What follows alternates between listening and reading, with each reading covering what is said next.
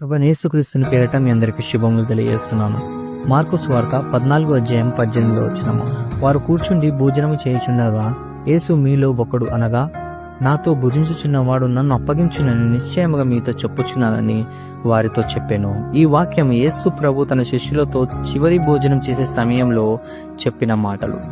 ఎవరినైతే దేవుడు తన శిష్యుడిని నమ్మాడో, తన స్నేహితుడిని నమ్మాడో ఆ వ్యక్తియే యేసు ప్రభుకు ద్రోహం చేశాడు, యేసు ప్రభును అమ్మివేశాడు. ఒకసారి ఆలోచించండి, మనము బాగా నమ్మిన మన స్నేహితుడో, మన బంధువో, మన ఇంటివారో కానీ మనకు ద్రోహం చేస్తే ఆ బాధను మనం తట్టుకోగలమా?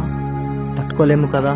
అందుకే ఈ లోకంలో దేవుని కన్నా ఎవరిని ఎక్కువగా ప్రేమించకూడదు. ఎందుకు అంటే యేసు ప్రభు నమ్మదగిన దేవుడు, మనల్ని విడిచిపెట్టేవాడు కాదు.